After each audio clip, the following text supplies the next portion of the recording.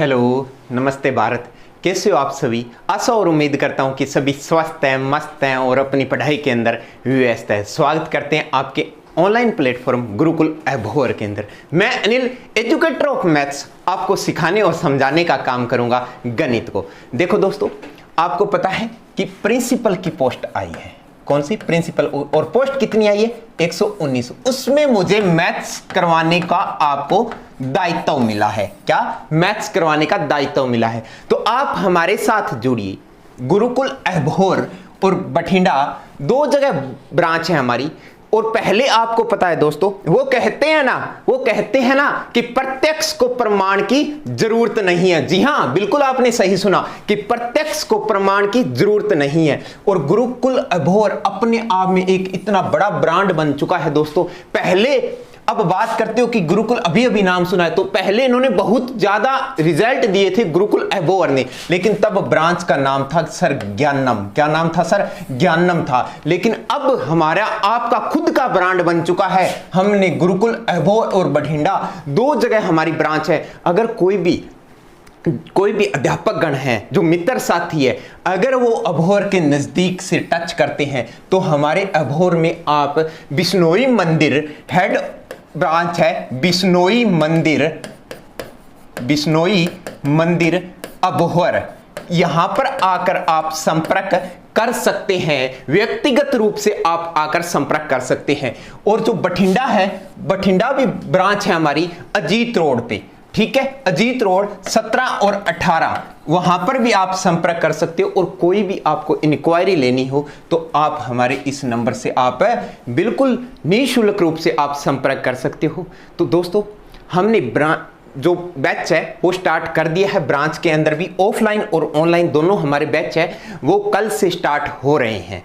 ठीक है, कल आपको ऑफलाइन भी बैच स्टार्ट हो रहा है और आपको ऑनलाइन बैच भी स्टार्ट हो रहा है। टाइमिंग स्लॉट की जहां तक मैं बात करता हूं तो आप इस नंबरों पे कांटेक्ट करके आप टाइमिंग अपने रेफरेंस से अपने रिगार्डिंग आप टाइम एज्यूम कर सकते हो और हमारा जो टाइमिंग है वो आपको बता दिया जाएगा। ठीक है दोस्तों, अब देखते हैं दोस्तों कि मैथ्स के अंदर क्या कुछ रहने वाला है। देखो दोस्तों, एक बात बता देते हैं कि अब आपके पास बहुत ही कम टाइम है और इन टाइम को ज्यादा कंज्यूम ना करें कि कहीं वो चीज होते हैं ना, आप तो खुद अध्यापक रहे हो तो डेमो में कहते हैं ना, डेमो चीजें। लेकिन यहां पर मैं एक बात कहता हूं, मैं पिछले 4 या 5 सालों से मैं टीच करवा रहा हूं मैथ्स को, तो मैं एक बात कहता हूं कि यहां पर डेमो में 100% नहीं दिया जाता, बल्कि हर दिन, हर समय, हर सेकंड आपको 100% दिया जाता है। तो जिस क्वालिटी के साथ हम आगाज करते हैं उसी क्वालिटी के साथ हम अपना आगाज का शुरुआत करते हैं और प्रारंभ करते हैं प्रचंड को, उसी के साथ हम समापन भी उसी के रूप में देते हैं। और जब समापन देते हैं तब पता चलता है कि रियल में हीरो कौन है, रियल में क्वालिटी कहां मिलती है। अभोर के अंदर बहुत सी ब्रांचेस है, बहुत से इंस्टीट्यूट है, लेकिन रियल में कौन हीरो निकल के आगे आता है, ये चीजें आप तब महसूस करोगे जब दोस्तों आप प्रिंसिपल की कुर्सी पर बैठोगे और गुरुकुल में आप मुंह है मिठा करवाने आओगे। ठीक है दोस्तों, तो अब हम करते हैं मैथ्स का आगाज। मैथ्स दोस्तों अपने आप में एक अच्छा फीलिंग देने वाला वर्ड है और वो दायित्व मुझे मिला है। दोस्तों, मैथ्स के अंदर दो पार्ट होते हैं, एक तो होता है अर्थमेटिक मैथ और एक होता है एडवांस मैथ। तो आपकी कहीं भी जहां तक अभी नोटिफिकेशन 2019 और 2020 की बात करता हूं तो एडवांस मैथ नहीं पूछा गया, लेकिन आपका अर्थमेटिक मैथ पूछा है। आपको वहां पर उन्होंने एग्जाम के अंदर कोई भी नोटिफिकेशन के अंदर क्वांट नहीं डाला है, लेकिन रीजनिंग के मेंटल एबिलिटी के अंदर पोर्शन में उन्होंने कुछ ना कुछ क्वेश्चन वो मैथ्स के दिए हैं। दोस्तों, मैथ्स एक बड़े लेवल का होता है, लेकिन मैथ्स में आपको मेंटल एबिलिटी में होता है ना, तब आपको बेसिक नॉलेज होना बहुत ही अनिवार्य है। भाई, चेयर भी तो आपकी प्रिंसिपल वाली है ना। ठीक है, तो आपको मैथ्स के अंदर अर्थमेटिक, और अर्थमेटिक में एक परसेंटेज डाला है उन्होंने। परसेंटेज किसका? परसेंटेज का। परसेंटेज दोस्तों मैं बोलता हूं ना कि दी हार्ट ऑफ मैथ्स, पूरे गणित की क्या होती है? जान होती है। तो परसेंटेज आपको इतना ज्यादा हेल्प करेगा कि ये तो मैथ्स के अंदर आएगा ही आएगा। जब आप डीआई करोगे, चाहे आप रीजनिंग की बात करो, चाहे किसी भी चीज की बात करो, मैथ्स परसेंटेज के बिना आप कुछ भी नहीं कर सकते दोस्तों। एक तो टॉपिक रहेगा आपका परसेंटेज का, दूसरा टॉपिक रहेगा आपका रेशियो का। ये दोनों टॉपिक है ना, ये अपने आप में बहुत बड़ी वैल्यू रखते हैं, ठीक है। उतनी ही वैल्यू रखते हैं जितने अपने मानव शरीर के अंदर विटामिन रखते हैं। हाँ बिल्कुल, जी हाँ, आपने सही सुना, ठीक है। परसेंटेज हो गया, रेशियो हो गया, उसके बाद मैं बात करता हूं प्रॉफिट एंड लॉस की, ठीक है। उसके बाद में मैं बात करता हूं एवरेज की, ठीक है, टाइम एंड वर्क। और पिछले ना 2020 के अंदर कुछ ना आपको क्वेश्चन टाइम एंड डिस्टेंस को भी देखने को मिला। तो बिल्कुल दोस्तों, आपको एक नंबर, एक मार्क्स नहीं कटने दूंगा मैं, लेकिन आपका 100% चाहिए, तभी एक टीचर है वो आपको 110% देगा, ठीक है। तो देखिए, परसेंटेज हो गया, रेशियो हो गया, प्रॉफिट एंड लॉस हो गया, एवरेज हो गया, टाइम एंड वर्क हो गया। इसके अलावा आपका जो भी टॉपिक रहेगा, समय बचा तो मैं एसआई भी आपको करवा दूंगा। हो सकता है इस बार कुछ ना कुछ आपको क्वेश्चन है वो एसआई को देखने को मिलेगा, लेकिन मेरा मकसद ये है कि आपको गणित है ना वो सिखाना और समझाने का काम है ना वो करना है, न कि गणित को पढ़ाना है, ठीक है। मेरे को सिखाना और समझाने का काम करना। अर्थमेटिक मैथ्स का कोई भी क्वेश्चन, कोई भी आपके वेरियस टाइप होगा, इतनी प्रैक्टिस, धमाकेदार इतनी प्रैक्टिस करवा देंगे कि आपका दिल गार्डन गार्डन हो जाएगा दोस्तों। अब बात करता हूं मैं अर्थमेटिक मैथ्स के अंदर, तो कोई भी क्वेश्चन इतनी प्रैक्टिस होगी। इसके बाद में ना आपके डाउट सेशन, आपकी इंक्वायरी रहेगी, सर डाउट सेशन कैसे हो जाएंगे। डाउट सेशन का आपके ना जितने भी डाउट है ना वो हमारे व्हाट्सएप नंबर पे आपको बता दिया जाएगा, भी इस नंबर पे ग्रुप बना दिया जाएगा, उस पे आप भेज देना। और एक दिन हम लाइव सेशन है वो डाउट सेशन का रख देंगे, लाइव सेशन रख देंगे, ताकि आपके जो भी डाउट है वो डाउट सारे के सारे क्लियर हो जाएंगे। और लगभग एक टॉपिक से 100 क्वेश्चन इतनी प्रैक्टिस हो जाएगी। मॉक टेस्ट के साथ में आपको मिलेंगे, यानी ऐप पे ऑनलाइन भी बैच खरीद सकते हो और ऑफलाइन टेस्ट सीरीज आपकी साथ साथ में कंटिन्यू। जब अपना सिलेबस है ना वो 20 से 25% हो जाएगा ना, तब ना आपको क्या कर दिया जाएगा, साथ साथ में ना मॉक टेस्ट भी दे दिए जाएंगे, प्रैक्टिस सेशन दे दिए जाएंगे। क्योंकि स्टार्टिंग के अंदर जब 20-25% आपको तैयारी को पता चलेगा, मॉक टेस्ट से ही असली तैयारी का पता चलता है कि हमारी तैयारी किस रूप में है, ठीक है। तो ये कुछ था दोस्तों। अब देखो, परसेंटेज के सभी के ना लगभग 10 या 12 क्वेश्चन आए थे, 10 से 12 क्वेश्चन आए थे। और इसी प्रकार 2020 में भी ना 10 से 12 क्वेश्चन आए थे। तो ये भी जो भी टॉपिक है ना, ये 2 या 3 क्वेश्चन, 2-3 क्वेश्चन हर एक टॉपिक में से आपका पुटअप हुआ था, ठीक है। तो आज हम स्टार्ट करते हैं। और आपको पता ही है कि मैथ्स अगर स्टार्ट करते हैं कोई अध्यापक गण, और तो कौन से टॉपिक से स्टार्ट करते हैं वो मैं बताने की जरूरत नहीं समझता। देखो, सिंपल सी बात यही है ना कि एक दुकानदार, अपने आप को मैं उसी तरफ लेके चलूंगा, आपको भी टॉपिक कौन से करवाने वाले हैं मैं नाम नहीं बताने वाला। तो देखिए, एक दुकानदार है, सिंपल सी बात है, ये दुकानदार है, ये 1000 रुपए बचाता है। कितने रुपए बचाता है? 1000 रुपए। और एक दुकानदार ये है, ये 10,000 रुपए बचा रहा है। कितने सेविंग करा है भाई? 10,000 रुपए। ये 1K करा है सेविंग और ये 10K सेविंग करा है। तो बताइए प्रॉफिट किसको होगा ज्यादा? बताइए, ठीक है। आप जिस प्रकार भी हम ऑफलाइन क्लासेस लेते हैं ना, तो सभी का आता है सर 10K 10K। तो जी हाँ, बिल्कुल गलत है ये बात। हो सकता है इसने दोस्तों कितने 1 करोड़ रुपए इन्वेस्ट करके ये 10,000 रुपए बचा रहा है। हो सकता है ये फ्री का माल लेकर 0 रुपए बैलेंस करके 1,000 रुपए बचा रहा है। तो बात होती है आउट ऑफ, यानी बात होती है आउट ऑफ, भी आउट हमें कितने में से आया है, ठीक है। तो एक छोटा सा एग्जाम्पल और ले लेता हूं, एक छोटा सा एग्जाम्पल है और ले लेता हूं। जिस प्रकार मैंने बोला कि 12th है, ठीक है, 12th के अंदर मेरे मार्क्स थे नियर अबाउट 342 थे। कितने थे? 342 थे, ठीक है। और मैंने बोला कि सर आप मुझे पार्टी दीजिए, मेरे 342 मार्क्स आए हैं। तो क्या मैं पार्टी मांगने के लिए वाजिब हूं क्या? जी हाँ, बताइए आप। तो आप कहोगे सर पार्टी तो दे देंगे, कोई बात नहीं है, पार्टी आपकी बनती है। लेकिन नहीं दोस्तों, जब तक हमें आउट ऑफ पता नहीं होता ना, तब तक हम उसको क्लियर नहीं कर सकते। हो सकता है ये 342 है ना, मेरे 400 में से आया है, हो सकता है ये 500 में से आया है, हो सकता है 342 है मेरे 2K में आया, ठीक है। तब तक मैं नहीं बता सकता, ठीक है। अगर हो सकते हैं ये 500 में आए हैं, 2K में आए हैं, कितने में से भी आए हैं, ठीक है। लेकिन जब एक वर्ड आ जाता है ना, परसेंटेज दोस्तों, क्या? परसेंटेज।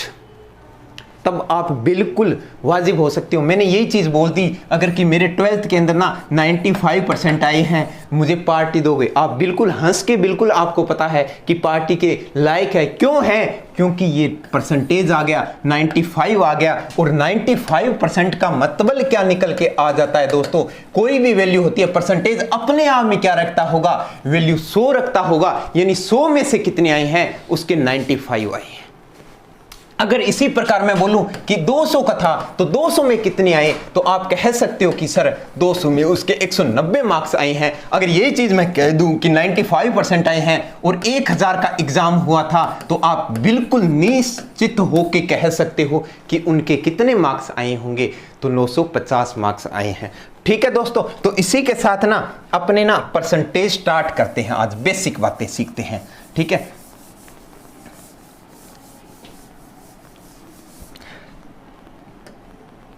के बारे में बात कर रहे थे, परसेंटेज के बारे में। परसेंटेज होता क्या है? परसेंटेज अपने आप में ही अहमियत रखता है। देखो, पर मतलब क्या होता है? 1। ठीक है, सेंट मतलब क्या होता है? 100। यानी कोई ना कोई वैल्यू हो, वो 100 में से आपकी वैल्यू हो, यानी 100 में से एक वैल्यू ही अपने आप में क्या होता है? 1% होता है। क्या होता है? 1% होता है। तो अगर मैं इसी प्रकार बात करता हूं कि 2% क्या होगा? 2% क्या होगा? 2/100। समझ में आ रहा है ना? यानी 1% होगा वो कितना होगा? 1/100। 2% होगा वो कितना होगा? 2/100। अगर मैं 3% की बात करता हूं तो कितना होगा? 3/100। इसी प्रकार अगर मैं 4% की बात करता हूं तो कितना होगा? 4/100। ठीक, तो 5% की बात करता हूं तो वो कितना होगा? 5/100।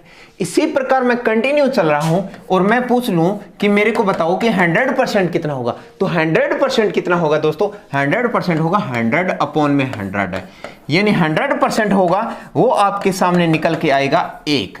कितना आएगा भाई? 1 आएगा। तो 100% आपके पास कितना आ गया दोस्तों? 1 आ गया। कितना आ गया? 1 आ गया। तो यही चीज आपके सामने को समझाना चाहता हूं कि 100% होता है वो 1 होता है, और 1% होता है वो आपका 1/100 होता है। ये दो चीजें हैं, ये बहुत ही इंपॉर्टेंट कंसेप्ट है, बहुत ही इंपॉर्टेंट आइडेंटिटी है आपके पास। देखो, एक एग्जांपल के थ्रू समझाता हूं आपको प्रैक्टिकली। देखो, ये मेरे पास एक रोड है। क्या है? एक रोड है। ठीक है, इस रोड की लेंथ कितनी है? मैंने मान लिया कि इस रोड की लेंथ है वो 1 यूनिट है। कितनी है? 1 यूनिट है। और परसेंटेज के अंदर कितनी है? 100% है। कितनी है भाई? 100% है। अगर मैं इसके 100 टुकड़े कर देता हूं दोस्तों, कितने टुकड़े कर देता हूं? 100 टुकड़े कर देता हूं। ऐसे मैंने इसके कितने टुकड़े कर दिए? 100 टुकड़े कर दिए। तो मेरे प्यारे दोस्तों, अगर मैंने 100 टुकड़े कर दिए तो मैं एक टुकड़े की बात करता हूं, यानी एक टुकड़े की बात करता हूं। अगर 100% टोटल है और मैंने 100 टुकड़े कर दिया, तो जो एक टुकड़ा होगा, एक आपका पीस होगा, क्या वो 1% होगा? हाँ या ना? बोलिए। बिल्कुल, जी हाँ, बिल्कुल होगा। 1% होगा वो पीस, क्योंकि 100% टोटल है और 100 टुकड़े कर दिया, तो एक टुकड़े के हिस्से में कितना आया? 1% आया। और 1% आया, अगर मैं इसको न्यूमेरिकल वैल्यू फ्रैक्शन में लिखना चाहता हूं, तो ये टुकड़ा है कितना? 1। कितने में से है? 100 में से। तो 1% आपके पास कितना निकल के आ गया? 1/100। और यही चीज मैं आपको यहां पर सिखाना, समझाना चाहता था। इसी प्रकार अगर मैंने 2 टुकड़े ले लिए, कितने टुकड़े ले लिए? 2 टुकड़े ले लिए, यानी 2% ले लिया। और 2% अपने आप में क्या होता है? टुकड़े लिए कितने हैं मैंने? 2। और कितने में से लिए हैं? 100 में से। तो 2% का मान मेरे पास कितना आ जाएगा? 2/100 आ जाएगा। 2/100 आ जाएगा। इसी प्रकार मैंने सारे टुकड़े ले लेता हूं। मैं कितने टुकड़े ले लिए? मैंने सारे टुकड़े ले लिया मैंने। अगर मैं सारे टुकड़े ले लेता हूं, कितने टुकड़े ले लिए मैंने? सारे टुकड़े ले लिए, यानी 100% ले लिया मैंने। कितना ले लिया? 100% ले लिया। अब देखो, एक टुकड़ा लिया है तो मैंने 1% है, और 100% है तो मैंने 100 ले लिया। और टुकड़े लिए कितने हैं? मैंने 100 लिए। कितने में से लिए हैं? 100 में से लिए। 100 से 100 कैंसिल, तो 100% है वो क्या आ जाएगा? आपके पास 1 यूनिट आ जाएगा। यही चीज है कि 1 यूनिट है वो 100% है, और 100% का मान क्या है? 1 यूनिट है। क्या इतनी बात आपको समझ में आई है क्या? हाँ या ना? देखो, ये चीजें आपको समझ में आ गई है तो मैं आगे बढ़ता हूं। देखिए आगे क्या चीज है। देखो, प्रतिशत को ना फ्रैक्शन में लिख सकते हो आप। किस में लिख सकते हो? फ्रैक्शन में लिख सकते हो। और फ्रैक्शन क्या चीज होती है, ये चीज सीखते हैं पहले। दोस्तों फ्रैक्शन को हिंदी के अंदर बोलते हैं भिन्न। भिन्न क्या होता है? फ्रैक्शन वो चीज होती है आपका नोमिनेटर अपॉन में डोमिनेटर, n अपॉन में d, यानी हिंदी के अंदर मैं बात करता हूं ना तो अंश अपॉन में हर, और हर नॉट इक्वल टू 0। ये आपके पास क्या होता है? फ्रैक्शन होता है। क्या होता है दोस्तों? फ्रैक्शन होता है। क्या समझ में आया? देखो, अंश अपॉन में हर नॉट इक्वल टू 0, ये आपके पास क्या होता है? फ्रैक्शन होता है, यानी नोमिनेटर अपॉन में डोमिनेटर। ठीक है, और ये डोमिनेटर होता है, ये आपके पास होता है ओरिजिनल मान। क्या बोलते हैं इसको? Original value. बहुत ही जबरदस्त कंसेप्ट बता रहा हूं दोस्तों, ये आपके लिए इतना कारगर साबित होगा, बहुत ज्यादा, और बहुत ज्यादा आप इन क्वेश्चनों को जल्दी सोल्व करने की कोशिश करोगे। ये जो डिनोमिनेटर होता है ये आपका ओरिजिनल मान होता है, यानी जो हर होता है उसको हम बोलते हैं ओरिजिनल वैल्यू। और जो आपका न्यूमिनेटर होता है, क्या होता है? न्यूमिनेटर होता है ये आपका होता है इंक्रीज या डिक्रीज वैल्यू, या तो बढ़ा हुआ या घटा हुआ मान, या तो बढ़ा हुआ मान होता है या घटा हुआ मान होता है। कौन? आपका अंश यानी न्यूमिनेटर। ठीक है, समझ में आई इतनी बात? यानी फ्रैक्शन आपके पास क्या होता है? न्यूमिनेटर अपॉन में डिनोमिनेटर। जो आपका न्यूमिनेटर होता है वो आपका बढ़ा हुआ या घटा हुआ मान होता है, यानी इंक्रीज या डिक्रीज मान होता है। और आपका हर होता है यानी डिनोमिनेटर होता है, वो आपका ओरिजिनल मान होता है, मूल मान होता है। ठीक है, अब हम कुछ फ्रैक्शंस करते हैं। देखो, कई बार क्या होता है, एग्जामिनर आपको बोल देते हैं कि सर इसका यूज कैसे करेंगे। आपका ये डाउट है कि हम इसका यूज करेंगे कैसे करेंगे। देखो, मैंने बोला कि 1/5 है, मैंने बोला कि मेरे पास 1/5 रुपया आया। क्या बोला मैंने? 1/5 रुपया आया है, तो मेरे पास मूल रुपया कितना था? 5। कितना रुपया था? 5। और 1 रुपया अब क्या है? आया है, तो मेरे पास रुपया कितना हो गया? 6। तो मैं इसको क्या लिख सकता हूं? 6/5। इसको आप बोलते हो स्केलिंग फैक्टर। क्या बोलते हो? Scaling factor. क्या बोलते हो? Scaling factor. दोस्तों समझ में आई बात? यानी 5 से 6 रुपए। कई बार मैं बोल देता हूं कि मेरे पास 2/3 रुपया गया। क्या गया? यानी आपका गया है तो माइनस हुआ, यानी मेरे पास 3 रुपया था, 2 रुपया अब चला गया। 3 रुपया था और 2 रुपया मेरे पास चला गया, तो मेरे पास रुपया कितना रह गया? 1। कितने में से रहा है? 3 में से। तो ये मेरे पास आपका स्केलिंग फैक्टर बन जाएगा 1/3। ठीक है, समझ में आ रहा होगा? यानी आपका फिर क्या बन गया? 3 से 1 बन जाएगा, यानी 3 से 1 हो गया। ठीक है, अब देखते हैं आगे नेक्स्ट परसेंटेज। परसेंटेज में ना आपको सबसे पहले आपको फ्रैक्शन से याद होनी चाहिए। क्या याद होनी चाहिए? फ्रैक्शन से याद होनी चाहिए। जिस प्रकार मैं छोटा सा एग्जांपल लेता हूं, 1/2 का लेता हूं पहले। 1/2 है, ये 1/2 है, ये अपने आप में क्या होता है? 50% होता है, क्योंकि 1 होता है वो अपने आप में क्या होता है दोस्तों? 100% होता है। यानी 1 यूनिट होती है वो अपने आप में 100% होती है। मैंने ये देखो अभी अभी बताया है, ये देखो भी 100% है वो 1 है। ठीक है, तो 1 है वो अपने आप में क्या? 100%। तो 1/2 यानी कितना रह जाएगा? 50% रह जाएगा। ये अपने आप में मार्कर है, ये मेरे पास अपने आप में कितना है? 100% है। अगर मैं इसका आधा कर देता हूं तो कितना हिस्सा रह गया? 50% रह गया, 50% रह गया। तो इसी प्रकार अगर मैं 1/3 की बात करता हूं तो आपके पास कितना रहेगा? 33 ही 1/3% रहेगा। अगर मैं 1/4 की बात करता हूं तो 1/4 आपके पास कितना रहेगा? 25% रहेगा। 1/5 की बात करता हूं तो कितना रहेगा? 20% रहेगा। अगर 1/6 की बात करता हूं तो कितना रहेगा? 16 से ही 2/3% रहेगा।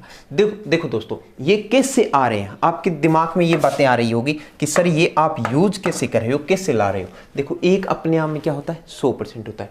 1/2 यानी कितना रह गया? 50%।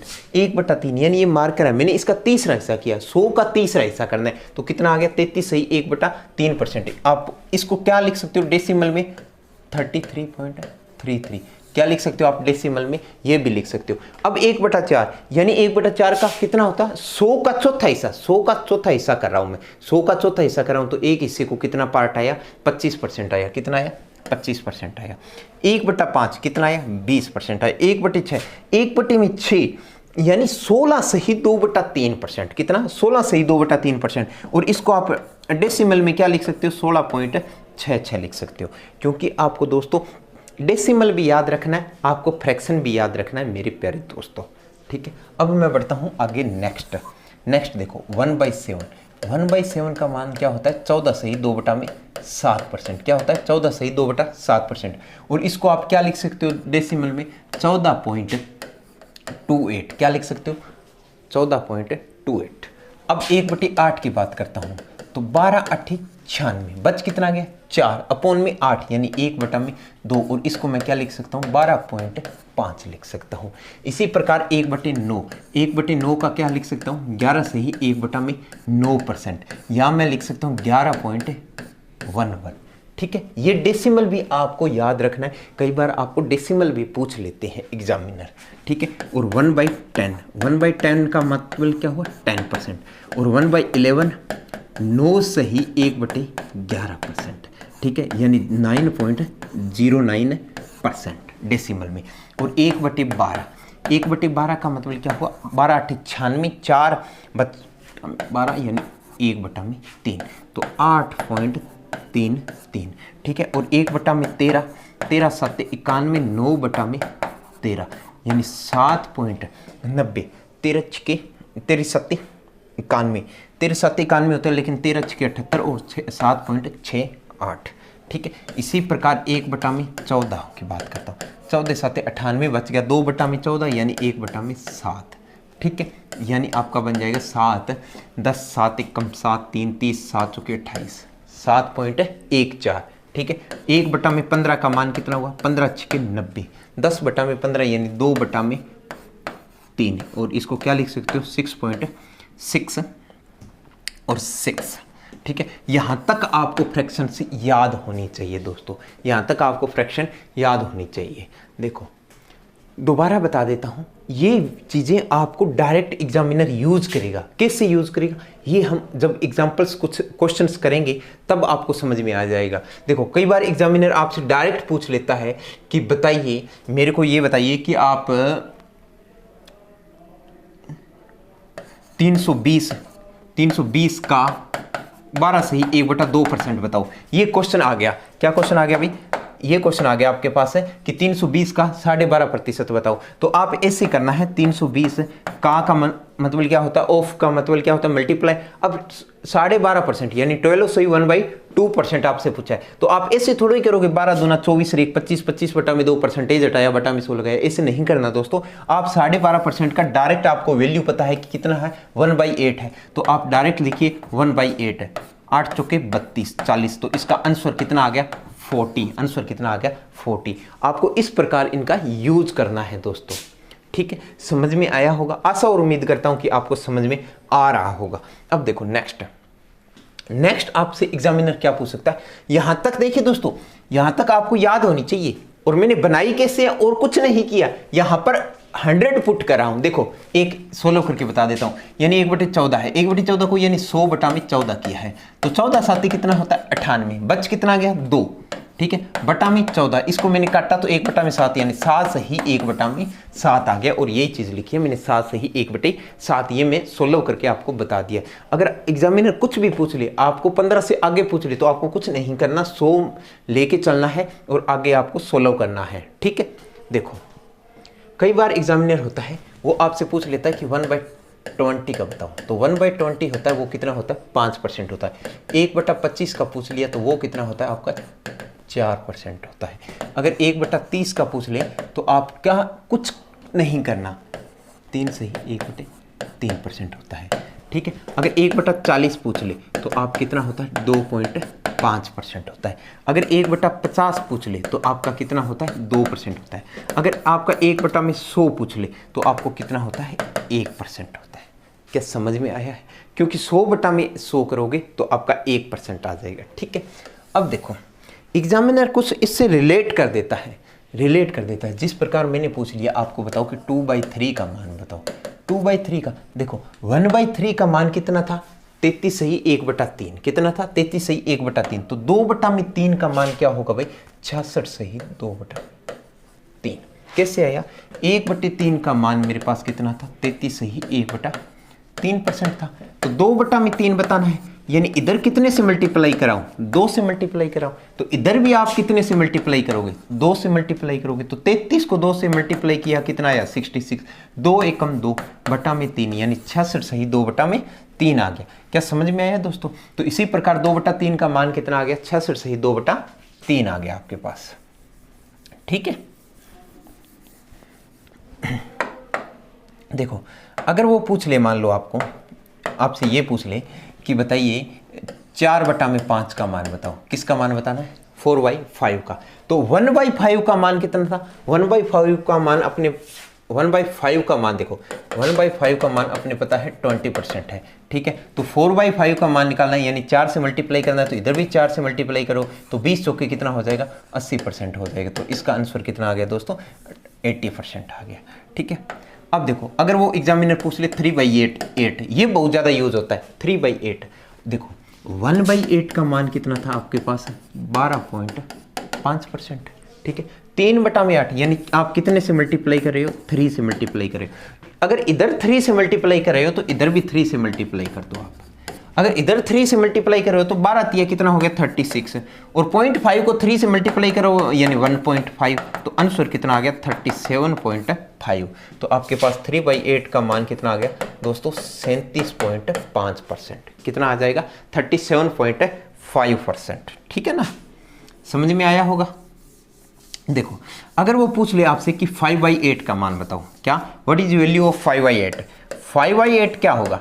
देखो 1/8 क्या होता है, आपको अभी भी बताया 12.5% होता है। तो 5 बटा में 8 यानी इधर 5 से मल्टीप्लाई हुआ है तो इधर भी 5 से मल्टीप्लाई होगा। तो इधर 5 से मल्टीप्लाई किया है मैंने, तो 12 5 कितना हो गया, 60 हो गया। और 0.5 को 5 से मल्टीप्लाई करोगे यानी 2.5, तो ये कितना आ जाएगा 62.5। तो मेरे पास 5/8 का मान कितना आ जाएगा, 62.5% आ जाएगा। ठीक है, अगर मैं आपसे पूछ लूं कि 7/8 का मान बताओ, तो 7/8 का मान कितना होगा, 1/8 का 12.5 होता है, तो 7 का मान क्या होगा, 12 7 84 और आधा आधा 3.5 यानी कितना हो जाएगा 87.5% हो जाएगा। कितना हो जाएगा दोस्तों, 87.5% हो जाएगा। ठीक है, समझ में आया होगा, मुझे नहीं लगता कोई दिक्कत है, आपको अच्छे से समझ में आया होगा। ठीक है, अब देखो हम आगे बढ़ते हैं। आपसे मैंने पूछ लिया कि बताओ 2/7 का मान बताओ। देखो 2/7 का मान क्या था, देखिए 1/7 का मान क्या था, 14 सही 2/7 था। अगर मैं 2/7 का मान पूछ रहा हूँ, किसका मान पूछ रहा हूँ, 2/7 का, तो 1/7 का मान 14 सही 2/7 था, तो इसका क्या 28.56 होगा या नहीं होगा। तो मेरे पास आंसर कितना आ जाएगा, 28.56 आ जाएगा। तो इसका मान कितना हो जाएगा, 28.56 हो जाएगा। ये तो डेसिमल में है, अगर फ्रैक्शन में निकालने हो तो 14 सही 2/7, तो इसका मान कितना आ जाएगा भाई, 28 सही 4/7। ये मेरे पास कितना आ जाएगा, 2/7 का मान आ जाएगा। जी हाँ, समझ में आ रहा होगा, मुझे नहीं लगता कोई दिक्कत हो रही होगी, अच्छे से समझ में आ रहा है दोस्तों। ये चीज़ें आप अगर सीख लोगे ना, तो परसेंटेज हुआ, आपका रेशियो का हुआ, एवरेज हुआ, हर जगह ये चीज़ें यूज होगा। लेकिन ये परसेंटेज है, ये बेसिक है, ये हार्ट है पूरे गणित का, इसके बगैर आप गणित को नहीं कर पाओगे। ठीक है, इसलिए मैं इसको आपको इतनी बारीकी से और इतना स्लो समझा रहा हूँ। जब अपने क्वेश्चन स्टार्ट करेंगे तो आपको मजा आने लगेगा कि हाँ रियल में क्या चीज़ें सीखने को मिल रही है दोस्तों। ठीक है, और वही चीजें करवाएंगे जो एग्जाम के ओरिएंटेड हो और एग्जाम में डायरेक्ट पुटअप होने के बहुत बड़े चांस रहेंगे दोस्तों।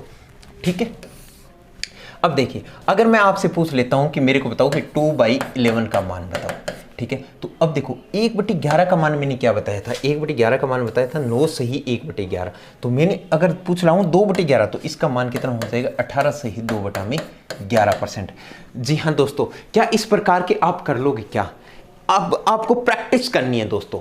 ठीक है, आपको कितनी करनी है, प्रैक्टिस। और आपको ये चीजें बताने की जरूरत ही नहीं हो, आप खुद एक अध्यापक के रूप में पद है आपके पास और प्रिंसिपल की पोस्ट पे जा रहे हो आपको, तो ये चीज़ें आपको मेहनत करनी होगी। ठीक है, हम तो फिर भी आपके वो कहते हैं ना बालक हैं। ठीक है, अभी तो ये चीज़ें आपको खुद को प्रैक्टिस करनी होगी। ठीक है, खुद को क्या करना होगा, प्रैक्टिस करना होगा, और इतनी आपको प्रैक्टिस करनी होगी, धमाकेदार प्रैक्टिस, कि इस चीज़ों को आप डायरेक्ट समझते ही अपने आप में हो जाना चाहिए। साइकोलॉजी चीज़ें हैं ये चीज़ें भी, हाँ ये चीज़ हो जाएगी, ये चीज़ें हो जाएगी। और प्रैक्टिस आप कहते हैं ना, प्रैक्टिस आपको परफेक्ट बनाती है, वो चीजें आप करना होगा। देखो दोस्तों अब मैं आगे बढ़ता हूं। देखो क्वेश्चन कई बार किस प्रकार आ जाता है, क्वेश्चन मान लो आपसे इस प्रकार का पूछ लेते हैं। देखो क्वेश्चन ये चीज है, मैं क्वेश्चन की बता देता हूं आपको बातें, ठीक है। भी आप सोच रहे हो सर क्वेश्चन कैसे आ जाएगा।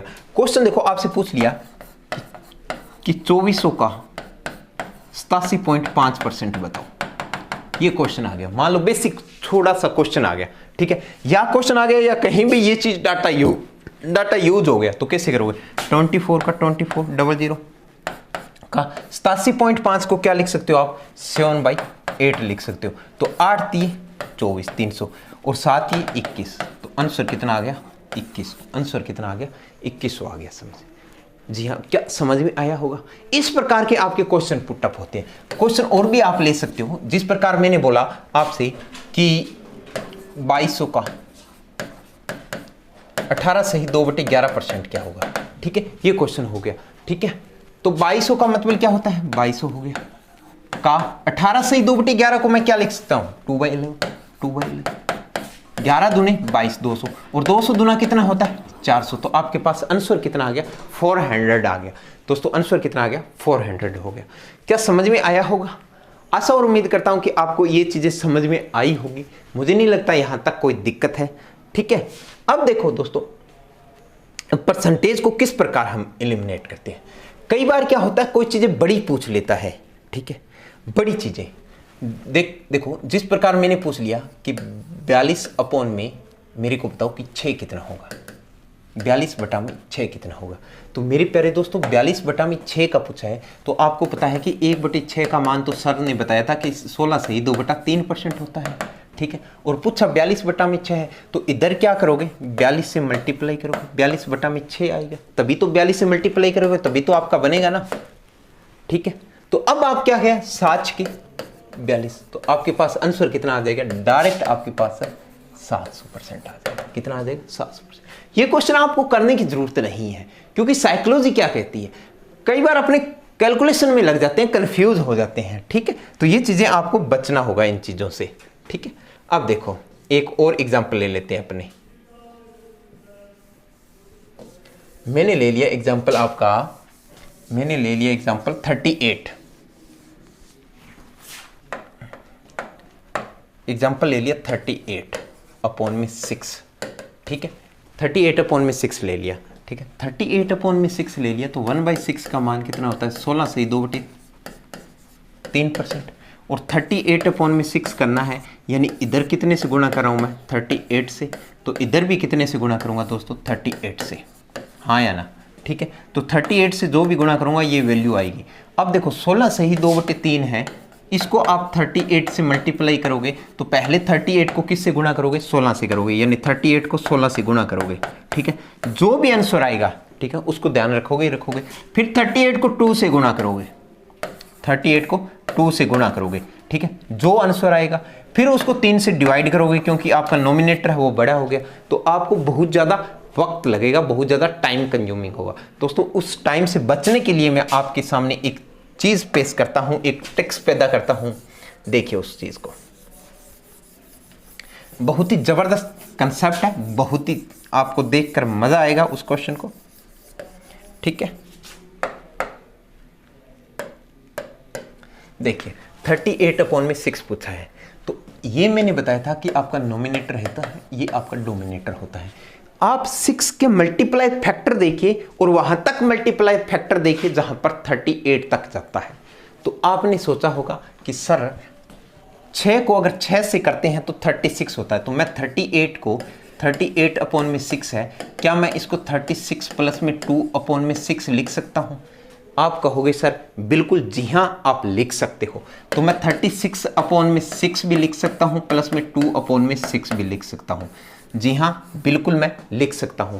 तो 36 को मैंने काटा तो मेरे पे कितना चला गया 6 चला गया, और 2 दिए 6, तो मैंने क्या बन गया मेरे पास 6 प्लस में 1/3 बन गया। और 6 को आप परसेंटेज में कन्वर्ट करोगे तो क्या 600% लिखोगे, बिल्कुल आप लिखोगे। ये मैंने आपको पहली स्लाइड के अंदर ही बताया था आपका। देखिए जब मैंने आपको बताया था, ये देखो कि 1 होता है वो 1% होता है, 200 होता है, देखो 100% होता है वो 1 होता है, तो यहाँ पर 200% होता है वो कितना होता होगा, 2 होता होगा। अगर मैं 300% की बात करता हूँ तो 3 होता होगा, अगर 400% की बात करता हूँ तो कितना होता है, 4 होता है। इसी प्रकार 1000% की बात करता हूँ तो वो 10 होता है, 600% की बात करता हूँ तो वो कितना होता है, 6 होता है। ठीक है, तो अब देखिए, ठीक है, तो 6 को क्या लिख सकते हैं, 600%, और 1/3 को क्या लिख सकते हो आप, 33 सही 1/3% लिख सकते हो। तो इसको जोड़कर आपके पास कितना बन गया भाई, 633 सही 1/3%। तो मेरे पास आंसर कितना आ गया, 633 सही 1/3% आ गया। ये आपके पास क्वेश्चन हो गया।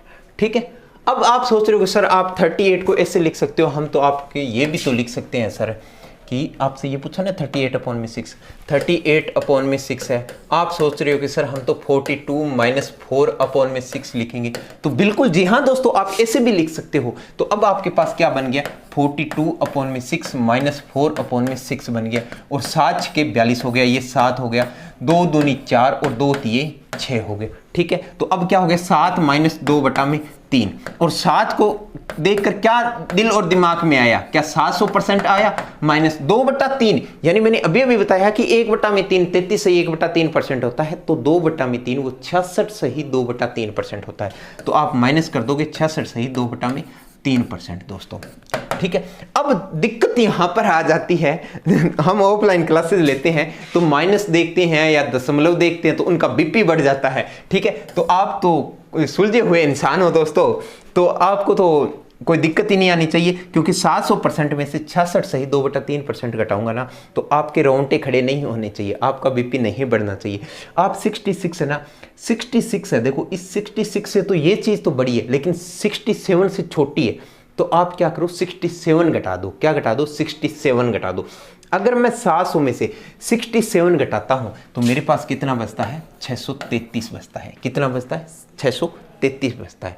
अब मैंने आपको ये बताया था कि ये 2/3 है, देखिए ये क्या है, 2/3 है। ये 2/3 है ना, ये मैंने बताया था कि नोमिनेटर होता है और ये डोमिनेटर होता है। और नोमिनेटर होता है ना वो आपका घटा हुआ और बढ़ा हुआ मान होता है, और डोमिनेटर होता है ना वो आपका ओरिजिनल मान होता है। तो यहाँ पर माइनस का चिन्ह लगा है, तो यानी नोमिनेटर आपका घट रहा है, यानी ओरिजिनल मान 3 है, 3 में से 2 कम हो गया तो कितना बच गया, 1, यानी 1/3। तो इसका आंसर कितना आ जाएगा, 633 ही 1/3%। कितना आ जाएगा, 633 सही 1/3%।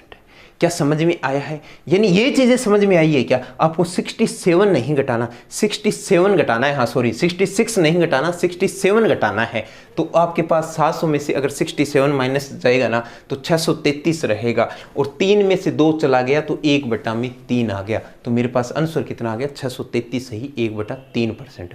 अब देखो 633 सही 1/3% है, ये आपके पास परसेंट है, इसको फ्रैक्शन में लाना है। किस में लाना है, फ्रैक्शन में। तो कैसे लाओगे, क्या 633 सही 1/3% को आप 600% प्लस में 33 सही 1/3 लिख सकते हो, बिल्कुल आप लिख सकते हो दोस्तों। और 600% है उसको आप 6 लिख सकते हो, और 33 सही 1/3% है उसको आप 3 लिख सकते हो। क्या लिख सकते हो, 1/3 लिख सकते हो। तो देखो 6 × 18 रेक 19/3, कितना आ गया मेरे पास है, 19/3।